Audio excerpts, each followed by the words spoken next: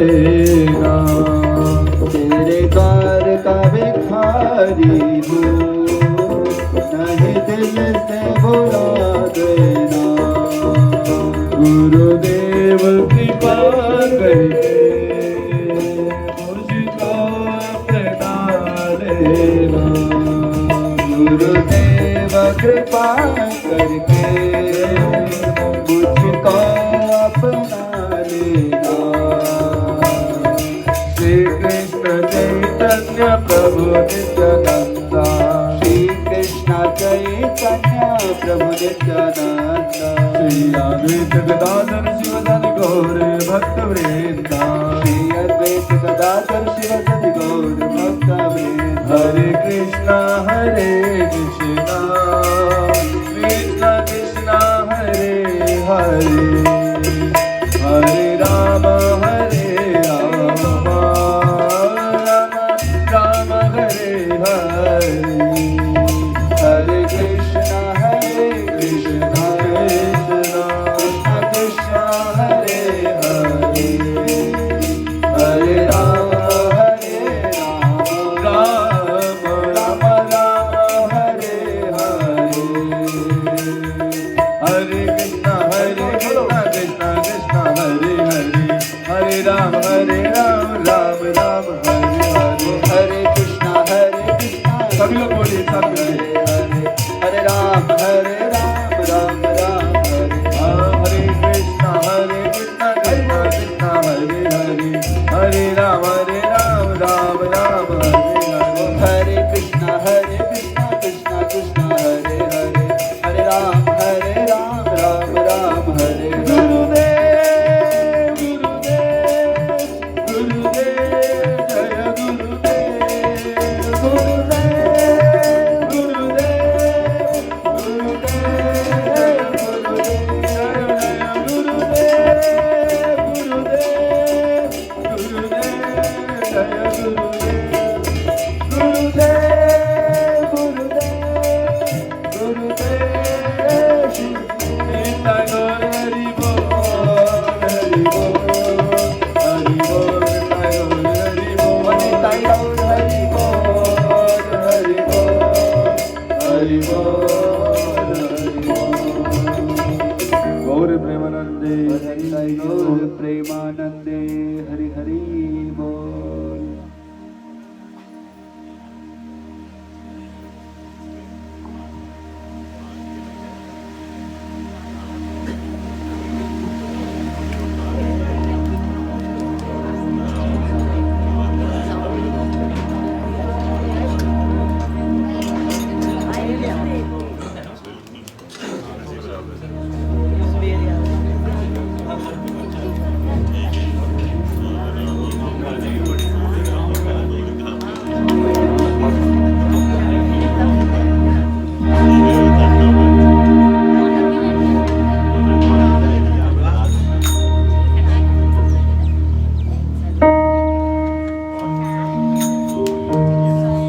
मनमोहन तुझे रिझाऊं,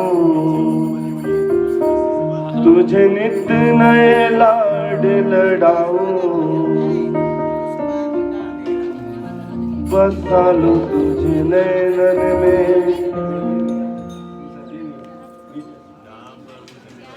मनमोहन तुझे रिझाऊं, तुझे नित नए लाड लड़ाऊं, बसा लूं तुझे नैनन में, छिपा लूं तुझे नैनन में, बसा लूं तुझे नैनन में, छिपा लूं तुझे नैनन में, बसा लूं तुझे नैनन में, छिपा लूं तुझे नैनन में, बसा लूं तुझे नैनन में, छिपा लूं तुझे नैनन में।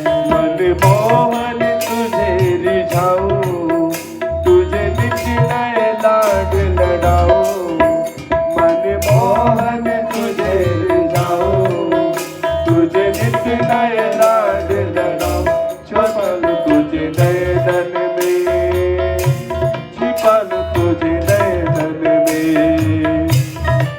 लूं तुझे नैनन में, छिपा लूं तुझे नैनन में।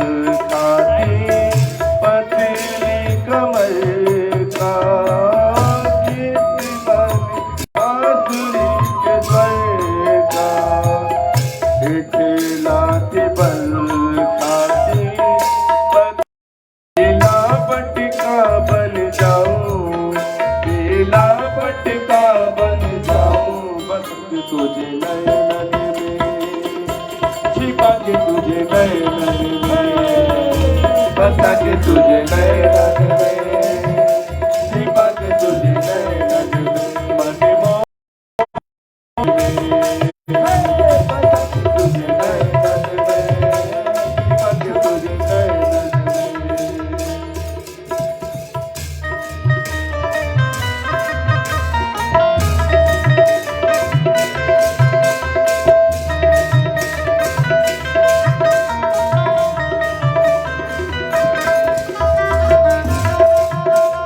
नैनन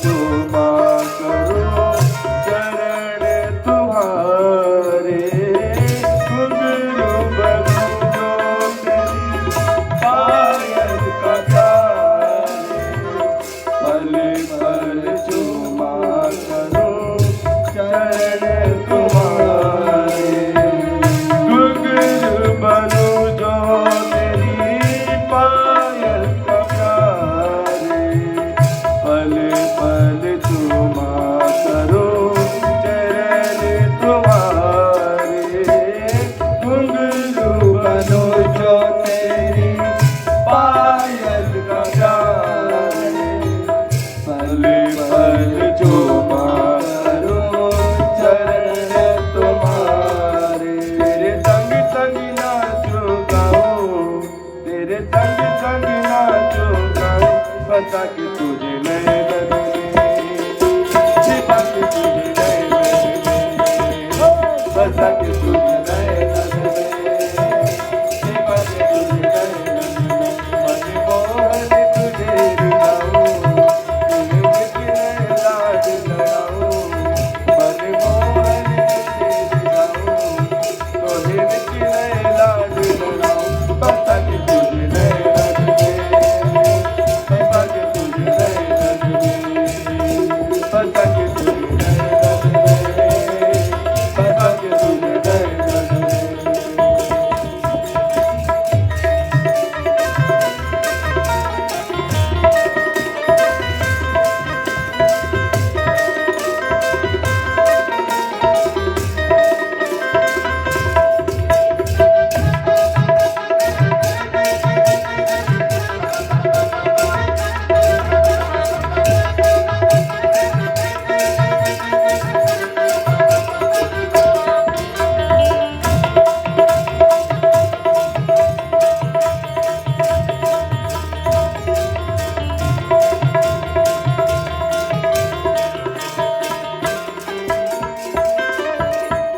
राधिका किशोरी संग रमण तुम्हारा मुझको दिखा दो कभी ऐसा नजारा, राधिका किशोरी संग रमण तुम्हारा, मुझको दिखा दो कभी ऐसा नजारा, राधिका किशोरी संग रमण तुम्हारा, मुझको दिखा दो कभी ऐसा नजारा, राधिका किशोरी रमण तुम्हारा, मुझको दिखा दो कभी ऐसा नजारा, फिर चाहे मैं मर जाऊं,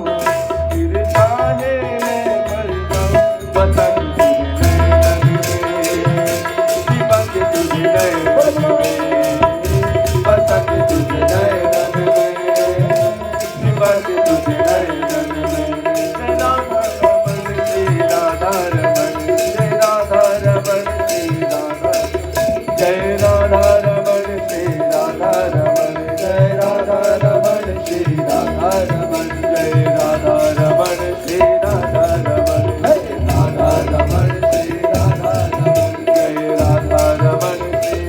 रमन, जय राधा रमन श्री राधा रमन, जय राधा रमन श्री राधा रमन, जय राधा रमन श्री राधा रमन, जय राधा रमन श्री राधा रमन, जय राधा रमन श्री राधा रमन, जय राधा रमन श्री राधा रमन, जय राधा रमन श्री राधा रमन, जय राधा रमन श्री राधा रमन, जय राधा रमन श्री राधा रमन, हरे कृष्णा कृष्णा कृष्णा हरे हरे, हरे राम राम राम हरे राम, ओ हरे कृष्णा कृष्णा कृष्णा हरे हरे, हरे राम राम राम हरे, हरे कृष्णा कृष्णा कृष्णा हरे हरे, हरे राम राम राम हरे हरे, ओ हरे कृष्णा कृष्णा कृष्णा हरे हरे, हरे राम राम राम हरि बोल हरि बोल हरि बोल हरि बोल,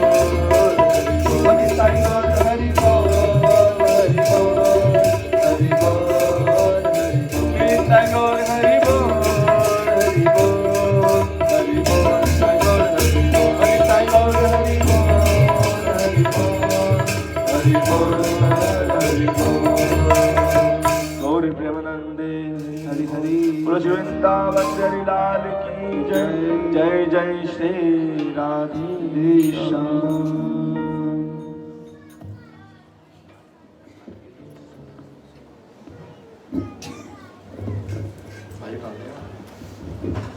नहीं चलता, आवाज कम है।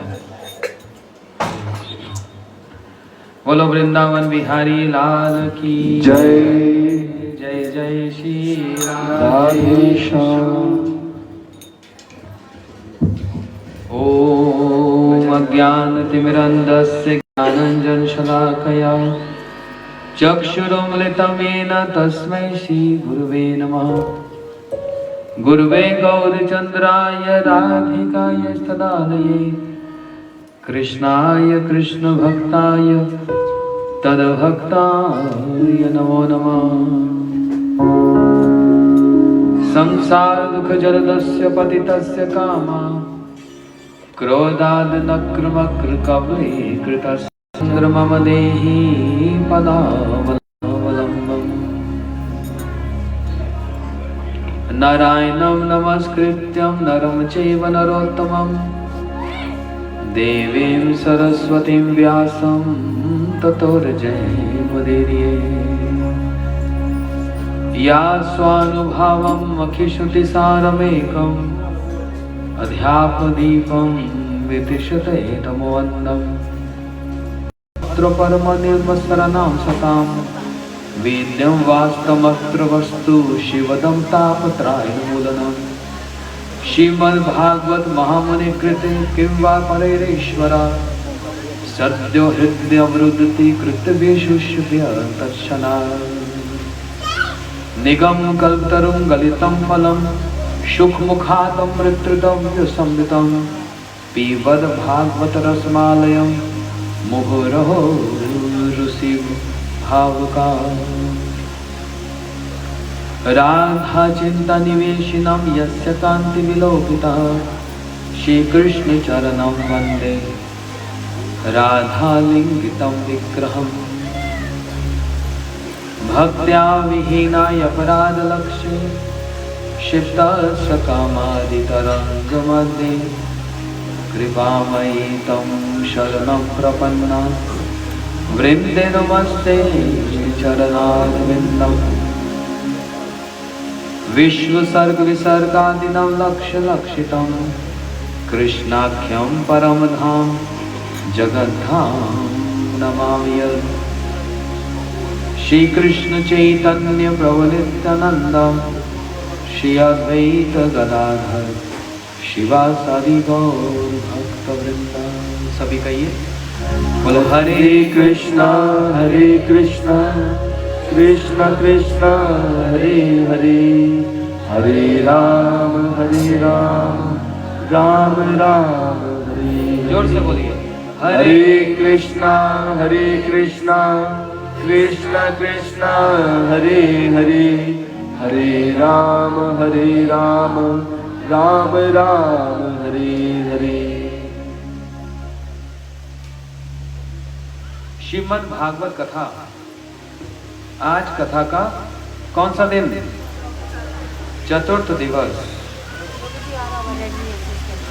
हम लोग श्री भागवत जी की कथा को श्रवण कर रहे हैं, जिसमें बहुत सुंदर सुंदर चरित्रों को श्रवण किया।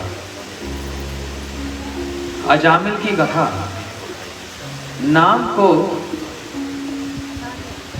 की महिमा को कहने वाली, और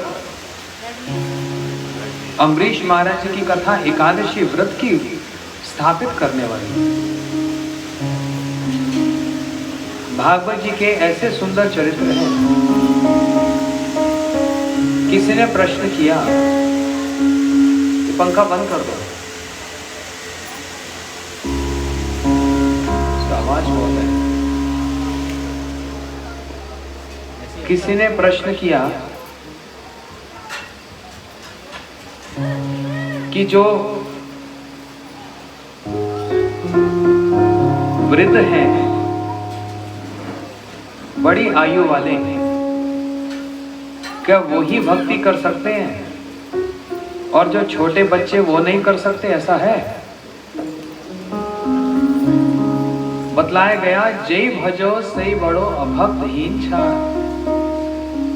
जो भजन करता है वो ही बड़ा है। कृष्ण भक्ति में किसी प्रकार का जाति का, कुल का, आयु का कोई भी विचार नहीं। किसी प्रकार का विचार नहीं। प्रहलाद जी ने तो ये कह दिया कि 5 वर्ष का बच्चा भी, प्रहलाद जी ने कहा, कौमार आचेत प्राज्ञो धर्म भागवत आनी, दुर्लभ मनुष्य जन्म तदप्यनु ध्रुवर्थदम। प्रहलाद जी कह रहे हैं, जन्म लेने के साथ साथ ही 5 वर्ष की बात नहीं कही। कोमर काल होता है 1 वर्ष से लेकर 5 वर्ष। बोलते हैं 1 वर्ष से ही भगवान की भक्ति कर लेना चाहिए। वो क्यों? क्योंकि जीवन का भरोसा नहीं। कमल दल जल जीवन टलमल। एक पानी की बूंद यदि कमल के पुष्प पर आती है तो कब हवा का झोंका लग जाए और वो बूंद गिर जाए, ऐसे हमारे जीवन का भरोसा नहीं। ध्रुव जी 5 वर्ष के बालक, जिन्होंने भगवान की प्राप्ति कर ली। कल सुना ना कथा? प्रहलाद जी 5 वर्ष के बालक, और कपिल भगवान छोटे से बालक लेकिन अपनी माता को उपदेश दे रहे हैं कि माता सतांग प्रसंगम बिरज संविदो भवंत हित कर्ण रसायन कथा। माता, साधुओं के संग में रहकर ही भगवान की भक्ति की जा सकती है। और साधु के संग में ही भक्ति का परिचय प्राप्त होगा। साधु के निकट बैठकर ही मम वीर्य संविदो, मेरी वीर्यवान, मेरी बलशाली कथा को सुनो। बड़ी बलवान है मेरी कथा, परिवर्तन करने वाली है मेरी कथा। भवंती हित कर्ण रसायन कथा, और वो कथा कैसी, जो हृदय को और कानों को, जो रसायन, रसायन समझते हैं क्या होता है रसायन? हाँ? केमिकल। हाँ, केमिकल का हिंदी शब्द रसायन है, लेकिन आयुर्वेदा में एक रसायन टॉनिक देखा होगा आपने, हाँ, जो कि पीने से शरीर हृष्ट पुष्ट हो जाता है। तो कपिल भगवान अपनी माता को स्वयं कह रहे हैं, देखो माता, भवंत हित कर्ण रसायन कथा, ये कानों के लिए और हृदय के लिए बड़ी टॉनिक है, बड़ी बलशाली कथा है। और उससे होगा क्या? श्रद्धा भक्ति अनुक्रमशति। पहले श्रद्धा आएगी, फिर भाव भक्ति आएगी, फिर प्रेम भक्ति आएगी, एक के बाद एक क्रम से होगी। देखो हमारे आचार्यों ने बड़ी अच्छी बात बतलाई है। हम जीवन में पाप करते हैं, लेकिन पाप दूर कैसे होता है? एकमात्र भक्ति से पाप दूर होगा। लेकिन वो अप्रारब्ध पापम कूटम बीजम फल मुखम क्रमेण प्रलयति विष्णु भक्ति राधा। अभी जो हम भोग रहे हैं वो अपना प्रारब्ध भोग रहे हैं। कोई एक आंख से काना जन्म ले, है ना? कोई एक आंख से अंधा हो, कोई कान से काना हो, किसी के पैर ना हो, तो ये सब क्या है? प्रारब्ध। तो भक्ति करने से प्रारब्ध तो ठीक नहीं होगा, लेकिन पिछला जो अप्रारब्ध है उसको ठीक होने की पूरा अवकाश है। ध्यान से सुनो, इसलिए किसी आयु में भी भक्ति की जा सकती है। हमारे पूरे संसार में कितने छोटे छोटे बच्चे जो भगवान का नाम करते हैं, एकादशी का व्रत करते हैं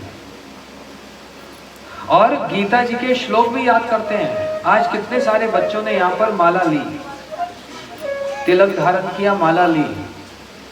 अब ये अभ्यास करेंगे, भगवान का नाम जप करेंगे और धीरे धीरे भक्ति में ये आगे बढ़ेंगे। तो आज मैं सबसे पहले एक बच्चे को ही बुलाता हूँ, वो हमको कथा सुनाएगा। अभी अम्बाला से हमारे प्रभु आए, क्या नाम? लक्ष्य प्रभु, ललित कृष्ण, ललित कृष्ण प्रभु। इधर बैठ जाओ, इधर, तुम इसमें फिट हो जाओगे। ये हमको भगवान की कथा सुनाएंगे, उसके बाद फिर मैं कथा सुनाऊंगा।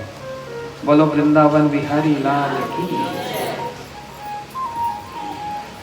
ओम ज्ञानम तिमिरस्य ज्ञानांजन शलाकया चक्षुषीमितं लेन तस्मै श्री गुरुवे नमः।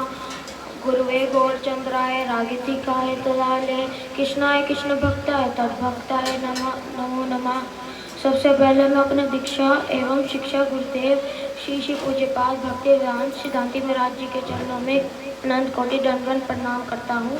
तत्पश्चात मैं अपने परम गुरुदेव श्री श्री पूज्यपाद भक्तिवेदांत नारायण गोस्वामी महाराज जी के चरणों में अनंत कोटि दंडवत प्रणाम करता हूँ। और यहाँ पे बैठे सभी वैष्णव और वैष्णवी के चरणों में मेरा यथा योग्य प्रणाम। तो आज मैं आप सबको श्री प्रहलाद महाराज के चरित्र के बारे में कुछ बातें बताऊंगा। तो हम सब बहुत सौभाग्यशाली हैं जो हम गुरुदेव के मुख से इतने दिनों से कथा सुन रहे हैं, और कथा भी कौन सी? भागवत जी की कथा। तो ये जो कथा है ये सब लोग नहीं सुन सकते, इसे वही सुन सकते हैं जिन पर भगवान के भक्तों की कृपा हो। तो ये जो कथा है ये सुखदेव गोस्वामी जी परीक्षित महाराज जी को सुना रहे हैं। तो ये कथा जैसे कि गुरुजी हमें भागवत जी की कथा सुना रहे हैं, तो गुरुजी ने हम पर कृपा की तभी हम उसे सुन पा रहे हैं। ऐसे ही बहुत भक्तों पर भगवान के भक्त कृपा करते हैं। तो जैसे ध्रुव महाराज वो छोटे से थे और वन में चले गए और उन्हें उपदेश नारद मुनि ने दिया था। उन्होंने उन्हें भक्ति का उपदेश दिया था। तो ऐसे ही एक भक्त हुए प्रहलाद महाराज। वो जब अपनी माता के गर्भ में थे तब उन्हें भी नारद मुनि ने उपदेश दिया था कि तुम भगवान की भक्ति करो। तो हम भगवान की भक्ति किसी भी उम्र में हम कर सकते हैं, छोटा बड़ा या फिर बूढ़ा, किसी भी उम्र में हम भगवान की भक्ति कर सकते हैं। तो भक्त प्रहलाद के जो पिता थे हिरण्यकशिपु, वो बहुत बड़े विद्वान थे, लेकिन वो भगवान से और भगवान के भक्तों से ईर्ष्या करते थे। ऐसे जो लोग होते हैं उन्हें राक्षस कहा जाता है, जो भक्ति के विरोधी होते हैं। तो हिरण्यकशिपु ने एक बार ब्रह्मा जी की तपस्या की और उसने वरदान मांगा कि मुझे वरदान दो कि मैं ना धरती पे मरूं, ना आकाश पे मरूं, ना नरक में मरूं, ना स्वर्ग में मरूं, ना घर के अंदर मरूं, ना घर के बाहर मरूं, ना किसी अस्त्र से मरूं और ना किसी शस्त्र से मरूं। और जो भी आपने ये सृष्टि बनाई है इनमें से किसी भी प्राणी से मेरी मृत्यु ना हो। तो ये वरदान पाकर उसने सोचा कि अब तो मैं अमर हो गया हूँ। तो उसने सोचा कि मैं अब अमर हो गया हूँ। तो जब भक्त प्रहलाद बड़े हुए थोड़े, तो उसने गुरुकुल के 2 शिक्षकों को बुलाया जिनका नाम था षंड और अमर।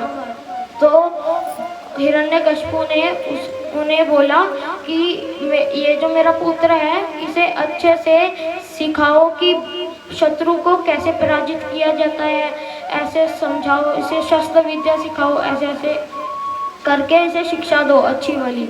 तो षंड और अमर जो थे वो प्रहलाद महाराज को लेकर गए और अच्छे से शिक्षा दी। तो जब एक दिन प्रहलाद महाराज अपने घर में वापस आए अपनी माता के पास, तो उनकी माता ने उन्हें अच्छे से सजा धजाकर आभूषण पहनाकर उन्हें अपने पिता के पास लेकर गए। तो जब उन्होंने अपने पिता को देखा तो उनके पिताजी ने पूछा कि बताओ कि सबसे श्रेष्ठ किसे मानते हो।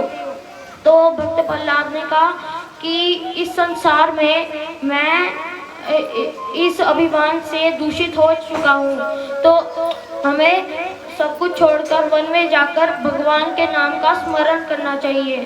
तो हिरण्यकशिपु को गुस्सा आया और उसने वो जो शिक्षक थे षंड और अमर दोनों को कहा कि इसे फिर से लेके जाओ और इसे अच्छे से शिक्षा दो। तो प्रहलाद महाराज जब गए वहाँ पे तो फिर से शिक्षा ग्रहण करने लगे। तो एक दिन षंड और अमर वो जो पाठशाला था वहाँ से उन्हें किसी काम से जाना पड़ा। तो और षंड और अमर ने कहा भक्त प्रहलाद को कि ये जो सारे बच्चे हैं इनका अच्छे से ख्याल रखना और जो जो तुमने सीखा है वो भी इन्हें सिखाना।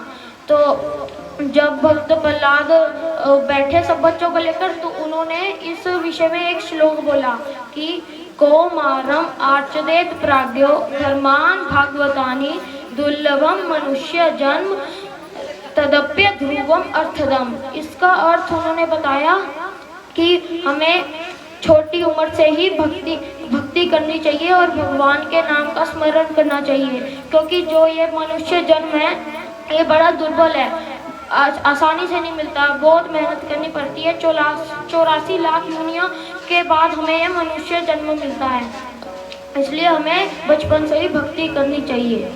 तो जब षंड और अमर को ये बात पता लगी कि ये तो अपने संग से दूसरे बच्चों को भी बिगाड़ रहा है, तो फिर षंड और अमर इसको भक्त प्रहलाद जी को उनके पिताजी के पास लेकर गए और उनको कहा कि ये दूसरे बच्चों को भी अपने संग से खराब कर रहा है। तो भक्त हिरण्यकशिपु ने पूछा कि बताओ तुमने ऐसे उन्हें क्या कहा था। उन्होंने फिर भक्त प्रहलाद ने कहा, मैंने कहा था कि हमें बचपन से ही भगवान की भक्ति करनी चाहिए। और उन्होंने भक्ति की कई बातें हिरण्यकशिपु को बताई। तो हिरण्यकशिपु बोला गुस्से से कि तुम क्या कहना चाहते हो, मैं मूर्ख हूँ और मेरे गुरु शुक्राचार्य और उनके पुत्र शंड और अमर पाखंडी है। तो उसने अपने सिपाहियों को कहा, सिपाहियों इसे ले जाओ और इसे मार डालो, इसे पागल हाथी के पैरों के नीचे कुचलवा दो, जहर पिला दो, गहरी खाई के नीचे छोड़ दो, पानी में डुबा दो। तो ये सब उसने करा। पर भक्त प्रहलाद तो भक्ति बहुत ज़्यादा करते थे भगवान की, और इसलिए उन्हें कुछ नहीं हुआ क्योंकि भगवान उनकी रक्षा करने आ जाते थे। तो एक बार जब हिरण्यकशिपु को ये पता लगा कि मेरा पुत्र तो मर ही नहीं रहा, तो उस हिरण्यकशिपु ने भक्त प्रहलाद से पूछा, ए मूर्ख, कौन है जो तेरी रक्षा कर रहा है। तो भक्त प्रहलाद बोले कि मेरी तो वही रक्षा कर रहा है जो सबकी रक्षा करता है, मेरा हरि ही मेरी रक्षा कर रहा है। तो हिरण्यकशिपु बोला कि ये जो खंबा है इसमें भी तेरे भगवान है। तो भक्त प्रहलाद बोले, हाँ इसमें भी मेरे भगवान है। तो उसने जब उस खंबे पर मारा तो उसमें से एक नरसिंह भगवान प्रकट हुए, जो आधे नर थे और आधे शेर थे। और उनको उनकी 4-5 भुजाएं थी और उनको बहुत गुस्सा आ रहा था। तो हिरण्यकशिपु ने जो वर मांगे थे, जो कंडीशंस रखी हुई थी, उन्होंने बोला था ना मैं दिन में मरूं ना रात में मरूं। तो उसे शाम को मारा गया था। और उसने बोला था कि मैं ना घर के अंदर मरूं ना बाहर मरूं। तो उसे घर के चौखट पे मारा था। और तो ऐसी सारी कंडीशन रखते हुए नरसिंह भगवान ने हिरण्यकशिपु का वध कर दिया। तो जब नरसिंह भगवान बहुत गुस्सा हो रहे थे तो भक्त कोई उनके आसपास आने की हिम्मत ही नहीं कर रहा था। तो भक्त प्रहलाद उनके पास आए और उनको शांत करा। तो जब वो उनके भक्त थे सच्चे तो वो शांत हो गए। और ऐसे ही हिरण्यकशिपु का संहार हो गया। वांछा कल्पतो व्यश्चा कृपा सिंधु भयवचा पतितानां पावनेभ्यो वैष्णवेभ्यो नमो नमः। बोलो प्रहलाद महाराज की, ललित कृष्ण प्रभु की। देखो कुछ ही मिनटों में इन्होंने हमको प्रहलाद जी की कथा सुना दी। अभी हम एक भजन सुनते हैं, फिर आगे की कथा को मैं सुनाता हूँ।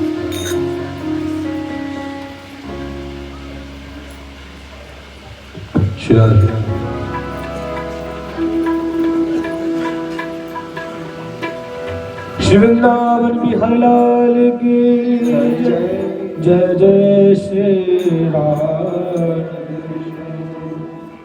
हो कन्हैया ले चल परले पार, हो जहाँ विराजे राधा रानी, अलबेली सरकार कन्हैया ले चल परले पार।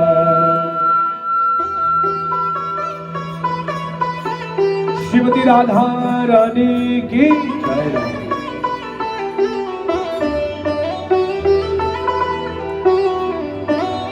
तो आइए दोनों हाथ तालियों के साथ सभी कीर्तन में सहयोग देंगे।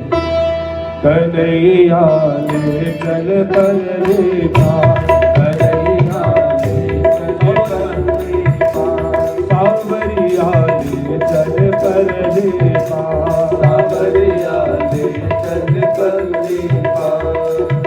हो जहाँ विराजे राधा रानी, जहाँ विराजे राधा रानी, जहाँ विराजे राधा रानी, जहाँ विराजे राधा रानी। हो अलबेली सरकार कन्हैया चल परली पार सावरिया ले चल परली पार सावरिया ले चल परली पार सावरिया ले चल परली पार अरे ले चल ले चल ले चल ले चल चल ले चल ले चल ले ओ ले चल परली पार कन्हैया ले चल परली पार सावरिया ले चल परली पार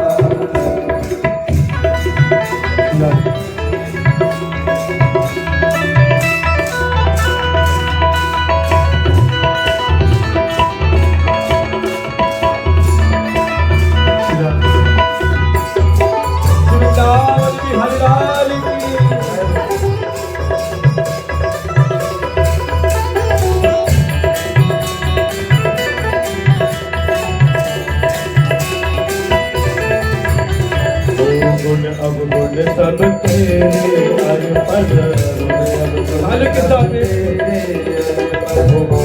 अवगुण सब तेरे अर्पण सब तेरे अर्पण पाप पुण्य सब तेरे अर्पण पाप पुण्य सब तेरे अर्पण पाप पुण्य सब तेरे अर्पण पाप पुण्य सब तेरे अर्पण बुद्धि सहित बल तेरे अर्पण सब तेरे अर्पण ये जीवन भी तेरे अर्पण ये जीवन भी तेरे अर्पण मैं तेरे चरणों की दासी मैं तेरे चरणों की दासी हो मैं तेरे चरणों की दासी मैं तेरे चरणों की दासी हो तू मेरा प्राण आधार कन्हैया ले चल परली पार सावरिया ले चल परली पार सावरिया ले चल परली पार सावरिया ले चल परली पार के साथ हो जहाँ विराजे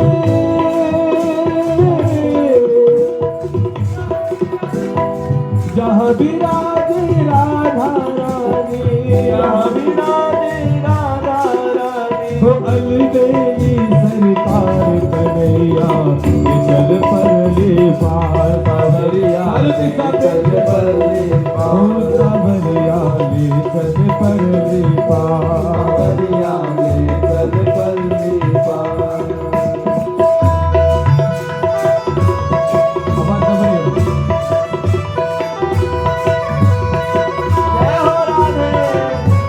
राधा रानी की जय हो हरि बोल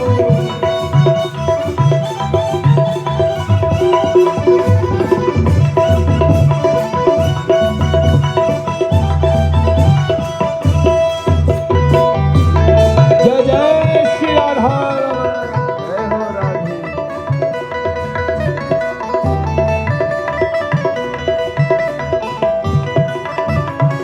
राधे है तेरी आस लगा बैठी हूँ तेरी आस लगा बैठी शिवदावन बिहारी लाल की जय हाथ ताली की सेवा करते हुए प्रेम से तेरी आस लगा बैठी हूँ तेरी आस लगा बैठी हूँ लज्जाशील गवा बैठी हूँ लज्जाशील गवा बैठी अपना सब कुछ लुटा बैठी हो अपना सब कुछ लुटा बैठी हो आके खूब दिखा बैठी हो आके खूब दिखा बैठी हो सावरिया में तेरी रगनी सावरिया में तेरी रगनी सावरिया में तेरी रगनी सावरिया में तेरी रगनी हो तू मेरा मल्हार कन्हैया ले चल परली पार सावरिया ले चल परली पार सावरिया ले चल परली पार सावरिया ले चल परली पार। देखिए छोटी सी बच्ची कितना सुंदर नृत्य कर रही है। और आप लोग तालियों में भी कंजूसी कर रहे हैं, नित्य नहीं कर सकते, कम से कम ताली तो बजाइए, मुख से ठाकुर जी का नाम तो लीजिए, शर्म किस बात की, उच्च में बोलिए प्रेम से।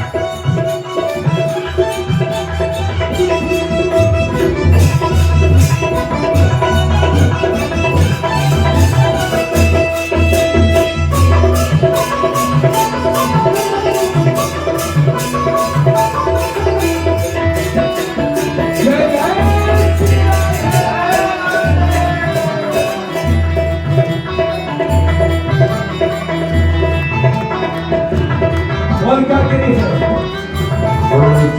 कुछ परवाह नहीं है, जग की कुछ परवाह नहीं है, जग की कुछ परवाह नहीं है, जग की कुछ परवाह नहीं है, अब कोई राह नहीं है,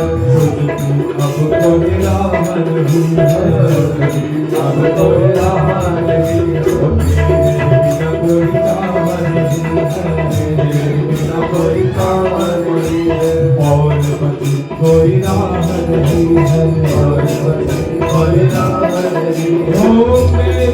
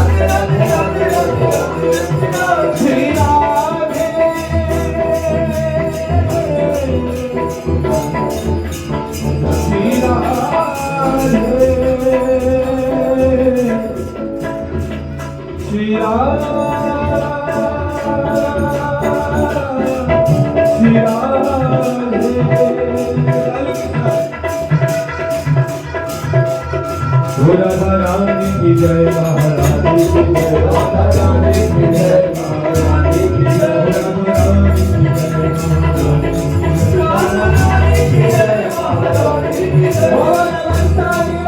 की जय, महारानी की जय,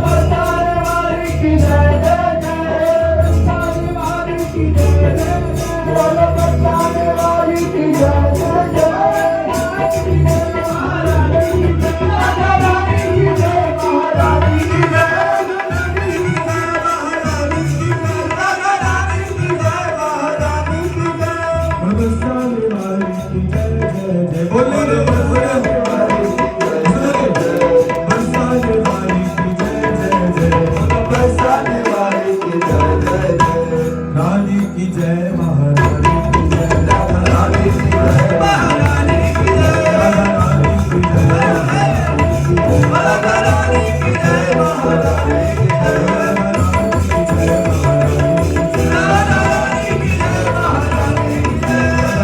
जय,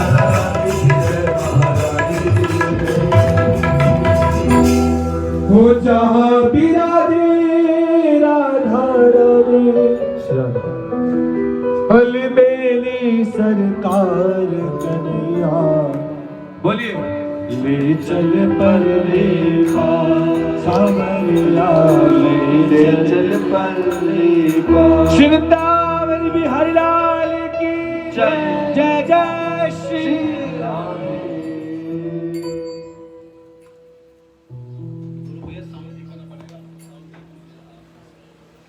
देखो, हम लोग संसार में कोई इच्छा करते हैं तो ये हमारे बंधन का काम होता है। सारे बंधनों का कारण क्या है? इच्छा करना। लेकिन ये इच्छा करना हमारे अंदर ये स्वभाव आया कहां से? बोलते भगवान से, क्योंकि हम भगवान के अंश हैं। तो भगवान भी इच्छा करते हैं, हम भी इच्छा करते हैं, लेकिन हमारी इच्छा जो करना है ये हमारे बंधन का काम है, और भगवान जो इच्छा करें वो हमारे बंधनों को मुक्त करने का काम। अब जैसे भागवत जी में सुखदेव गोस्वामी जी वर्णन कर रहे हैं, ध्यान से सुनिए। एक बार वैकुंठ में वैकुंठ नाथ श्री नारायण लक्ष्मी जी के साथ विराजमान और अपने हाथों को बड़े ऊपर करके अंगड़ाइयां ले रहे हैं।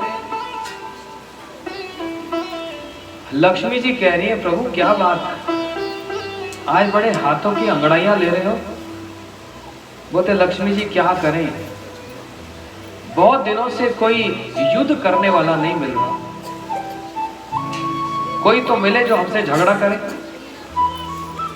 जो बड़े बड़े पहलवान होते हैं ना,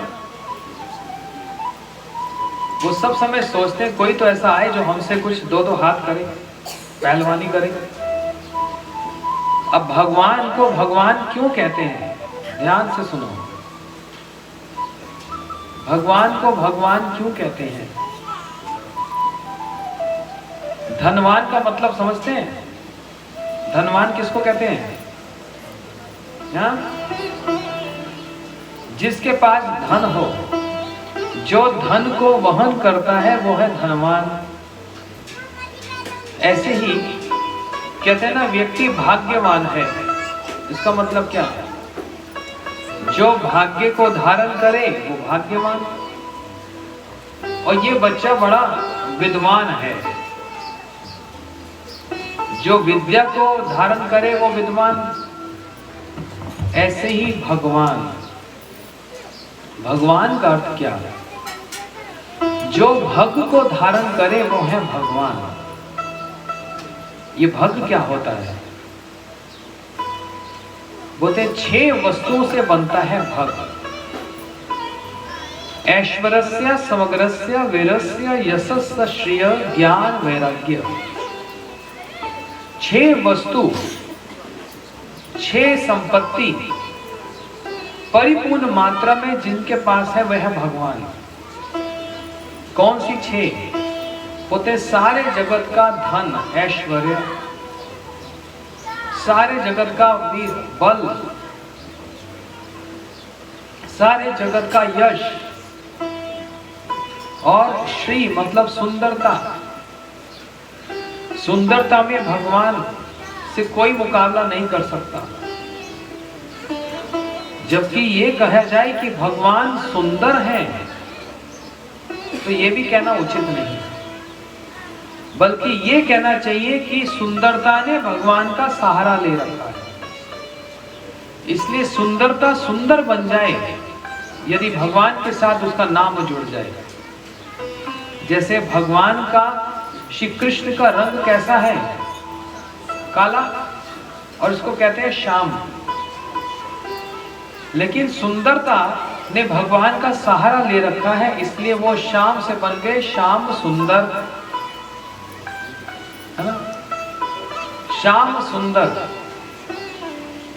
भगवान का रूप बड़ा सुंदर, सब उनको देखकर मोहित हो जाए। चलो वृंदावन की कथा सुना दो, मेरे साथ वृंदावन चलोगे? चलोगे कि नहीं? अरे कथा में ही, सच में थोड़ा कह रहा हूं, सबरे घबरा गए।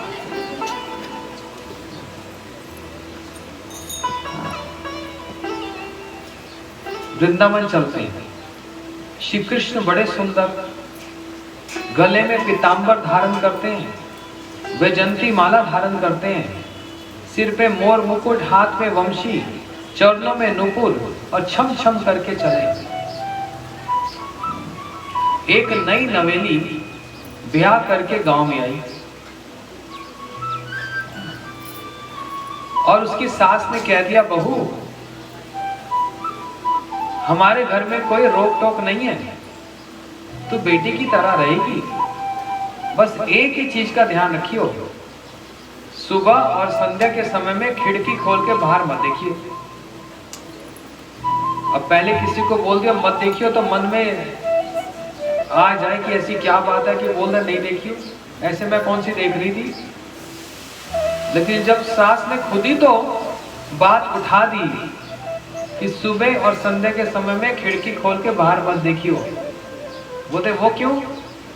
वो मैं बता नहीं सकती, तो देखियो मत। और बहू ने देखा सास स्वयं खिड़की खोल खोल के देखती है, ऐसा क्या है बाहर। तो बहू ने सोचा एक दिन मैं भी जरा देखूं। इसने खिड़की खोली और सामने किनको देखा? श्री कृष्ण को आते हुए देखा। इतना सुंदर रूप, आहा, काले काले बादल जैसे भूमि पर आ जाए और बादलों में जैसे बिजली चमकती है, ऐसे पीतांबर धारण कर रखा है। उनके एक एक नयन ऐसे कमल के समान। इतना सुंदर रूप को देखा, क्या श्रृंगार कर रखा है, मोतियों की माला, कानों में कुंडल। कुंडल के मन में भी इच्छा, वहां के कुंडल आपके यहाँ के जैसे कुंडल नहीं होते। वहां भगवान का एक एक श्रृंगार में भावना है, उनके अंदर भी एक चेतना है, एक भावना है, और यही कि हम श्री कृष्ण के अंग के साथ चिपक जाए। बस जो मोतियों की माला धारण करें तो मोतियों की माला मन में विचार करे, आज तो हमने श्याम सुंदर को गले से लगा लिया, आनंद आ गया। उसको देखकर और जितने दूसरे आभूषण सबके मन में जलन हो जाए कि माला, ये हीरो की माला तुम श्री कृष्ण के कंठ में आ गई और तुमने उनको गले लगा लिया, हमने क्या बिगाड़ा। और एक है किंकनी जो कमर पे बांध देते हैं, वो भगवान की कमर में आ जाएं, और कान के कुंडल तो कहने लगे हम तो सीधा गालों को चूम लें। और जो वंशी हाथ में वेणु धारण करते हैं वो कैसी बोलते हैं, उसको स्वयं श्री कृष्ण चूम ले। जितने वृक्ष है ना वो सब बलिहारी जाएं, आनंद आ गया। ये वंशी क्या हमारे बांस से तो बनी, पेड़ से तो बनी। आज ये वंशी ने श्री कृष्ण को जो स्पर्श कर लिया, हमारे सारे वृक्षों का जीवन धन्य धन्य हो गया। हमारे वंश में कोई तो ऐसी आई जो भगवान के मुंह में लग जाए। इसलिए जैसे उस बहू ने इतना सुंदर रूप देखा ना, इसका मन तो बस कृष्ण में ही लग गया। और जैसे कृष्ण में मन लग गया, अब इसका घर में किसी काम में मन ना लगे। अच्छा, घर में काम क्या करते हैं लोग? वृंदावन की गोपियां, जैसे आप लोग यहाँ गांव में करते हैं ना, बिल्कुल वही सब। गाय का दूध निकालना, गाय के गोबर का लेप करना, गाय के गोबर के कंडे बनाना, ये सब काम ये गोपियों का काम है। तो इसलिए ये गोपी मन में सोचने लगी, ये नई बहू जो आई, इतना सुंदर रूप, इतना सुंदर रूप आज तक मैंने देखा नहीं। इसका मन लग गया अब भगवान में ही, कृष्ण में मन लग गया, घर में किसी काम में मन नहीं लगता। एक दिन सास सिर पर हाथ मार के कहने लगी, पता नहीं मेरी बहू को क्या हो गया, ना बात करती है, ना हंसती है, ना रोती है, एकदम चुपचाप बैठी रहती है। आस पड़ोस की सहेलियों ने आकर कहा, श्रृंगार करके बिठाए रखेगी, काम नहीं कराएगी तो यही होगा, इसको घर का काम करवा कुछ। अब ये नई थोड़ा हो गई, अब तो पुरानी हो गई। तो सास ने इसको दे दिया बर्तन मांजने वाला जूना। बोलते बहू आज बर्तन साफ कर। अब बहू का मन तो लग गया कृष्ण में, और लेकर उसको जो बर्तन को एक ही जगह रगड़े जा रही है, बर्तन ही तोड़ डाला। सास ने कहा हाय हाय, पता नहीं मेरी बहू को क्या हो गया। फिर किसी ने कहा तो सारा दिन घर बिठाए रखेगी तो यही होगा। अरे उसको बाहर जाने दे, खुली हवा में जाएगी, मन अच्छा होगा। तो सास एक घड़ा दे दिया बहू को, जा कुएं से पानी भर के ला, और तेरा मन बहल जाए तो किसी का बच्चा भी लाकर पकड़ा दिया, चल तो बच्चे के साथ खेलिए। अब ये बच्चा लेकर और घड़ा लेकर जो कुएं में जाए, अब कुएं में तो बाल्टी फेंकी जाती है ना, इसने बच्चे को बाल्टी के ऊपर रखा और बाल्टी कुएं में फेंक दी। और आसपास खड़ी सारी महिला कहने लगी, पागल हो गई क्या, बाबरी हो गई क्या, बच्चा मारेगी।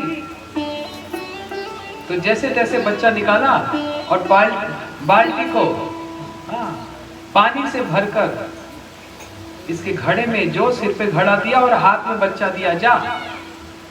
और ये तो जैसे बस चले जा रही है, जैसे तैसे अपने घर आ गई, क्योंकि इसका मन कहाँ लगा हुआ है, इसका मन कृष्ण में लगा हुआ है,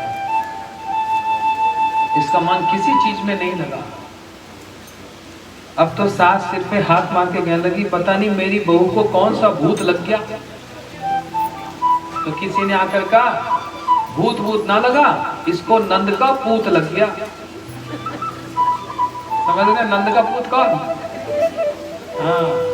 जो नंद है ना, मतलब नंद जी, उनका पूत मतलब कृष्ण लग गया इसको। और जिसको नंद का पूत लग जाए उसकी तो यही हालत हो, वह होते हैं भगवान। और इसमें एक आता है बल, जितने भगवान में बल है इतना किसी में बल नहीं। इसलिए श्री भगवान नारायण अंगड़ाइयां ले रहे हैं, हाथ को मसल रहे हैं। तो लक्ष्मी जी बहुत दिनों से कोई झगड़ा करने वाला नहीं आया, हाथ में जैसे जंग लग गया हो, कोई तो मिले। देखा भगवान ने इच्छा की ना झगड़ा करने की, कोई तो मिले जिससे मैं दो दो हाथ करूं, युद्ध करूं।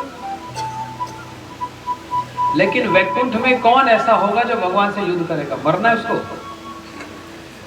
सबको पता है भगवान का बल कितना है, तो कौन उनके सामने आएगा? बोलते हैं इसीलिए वैकुंठ के द्वार पर 7वीं ड्योढ़ी, वहां पर 6 ड्योढ़ी हैं, 7वें प्रकोष्ठ में, बाहरी प्रकोष्ठ में जय विजय, ध्यान से सुनो, जय विजय भगवान के 2 द्वारपाल खड़े हैं, हाथ में गदा लेकर, और किसको अंदर आना है किसको नहीं आना ये सब देख रहे हैं, सब विचार करते हैं।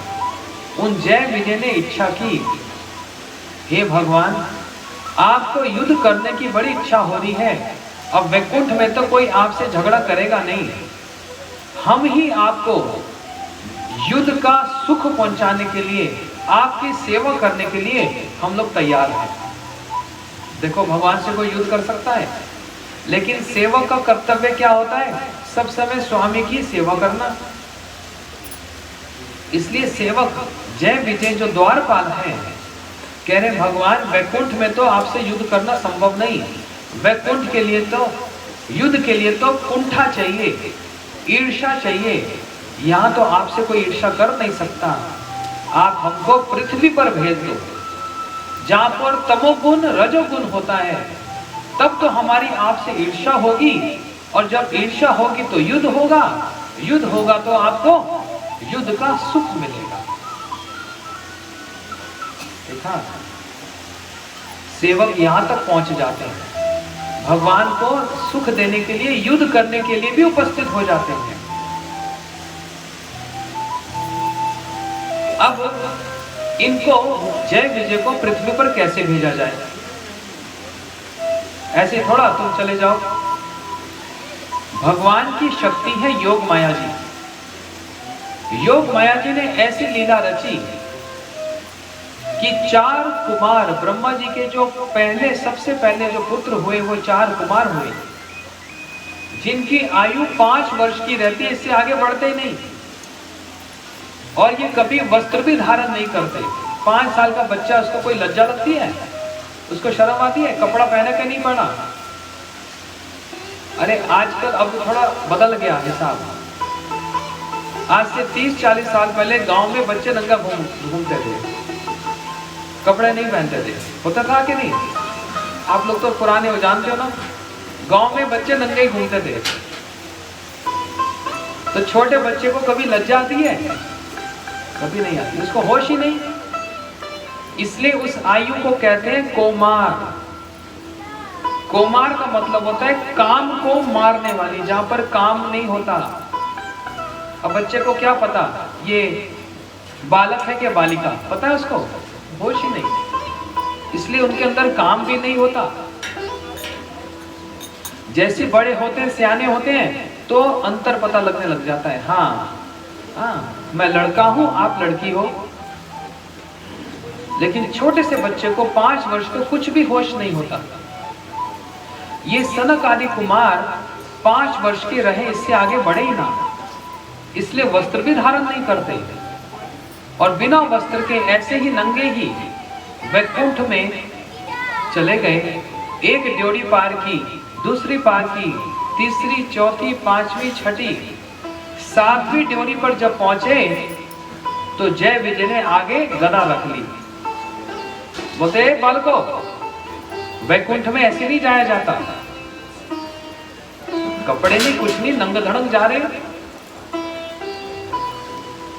4 कुमार हैं तो छोटे से बच्चे, लेकिन ब्रह्मा जी के सबसे प्रथम पुत्र हैं। अपनी इच्छा से बालक, तुम पृथ्वी पर असुर योनि में चले जाओ। जो रजोगुण और तमोगुणी असुर योनि, उस योनि में तुम चले जाओ। जय विजय को शाप लग गया और जैसे शाप लगा ये तो थर थर कांपने लगे। और यही बात अंदर वैकुंठपति श्री वैकुंठनाथ श्री नारायण को पता लग गई। किसने बताया उनको? किसी ने नहीं बताया। कैसे पता लग गई? अपने सेवक के साथ उनका गहरा संबंध है। सेवक को यदि शाप लगे तो स्वामी को पता लग जाए। जय विजय को शाप लगा और अंदर वैकुंठनाथ श्री नारायण को पता लग गया। और नारायण भगवान जो दौड़े नंगे पांव वैकुंठ के द्वार पर, जो दौड़े, पादुका भी धारण नहीं की। और सारे सेवक घबरा गए, क्या हो गया? क्योंकि वैकुंठ में तो बड़े तौर तरीके से भगवान रहते हैं, बड़े तौर तरीके से खान पान शयन और चलन होता है। ऐसे नहीं। सेवक पादुका लेके आता है और नारायण पादुका धारण करेंगे। कहीं श्री नारायण को जाना हो तो सेवक पहले छत्र लाएगा, फिर चामर डुलाएगा, फिर पंखा करेगा, फिर आगे पुष्पों की वर्षा करेगा, सुगंधित जल छिड़काव करेगा। हाँ। और भगवान की जय जयकार की जाएगी और बड़े तौर तरीके से भगवान बड़े सभ्य रूप से वहां पर चले। जहां जहां भगवान चले सब उनकी जय जयकार करें। बोलो वैकुंठपति श्री नारायण की। सबको सावधान करते हुए कि नारायण आ रहे हैं, श्री नारायण आ रहे हैं, श्री नारायण आ रहे हैं। ऐसे चलते हैं भगवान। लेकिन वृंदावन के कृष्ण वो ऐसे नहीं चलते। वहां तो कोई छत्र नहीं, कोई पंखा नहीं, कोई चामर नहीं और कोई पुष्प नहीं, और पादुका धारण करते हैं। श्री कृष्ण कभी भी चप्पल पादुका धारण नहीं करते।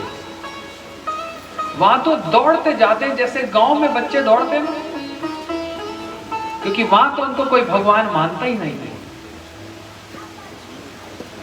अपने घर के व्यक्ति को कोई भगवान मानता है? अच्छा, आपके घर का बच्चा प्रधानमंत्री बन जाए, ठीक है, और शाम को अपने दफ्तर से जब लौट कर आए तो उसकी माँ खड़ी हो जाएगी, आओ साहब आओ बैठ जाओ। उसकी पत्नी खड़ी हो जाएगी, अरे सर आ गए आप, आइए आइए बैठिए। ऐसे होता है? घर में सर्वर नहीं चलता।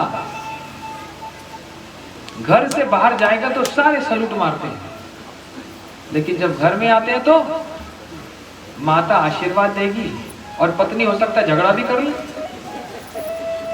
हो सकता है, मैं तो नहीं कह रहा झगड़ा करे। आज इतनी देर से क्यों आए? और बाहर कोई ऐसा बोल सकता है उनको, प्रधानमंत्री को? कोई राजा को ऐसे बोल सकता है? नहीं। तो वृंदावन क्या है? भगवान का अपना घर है।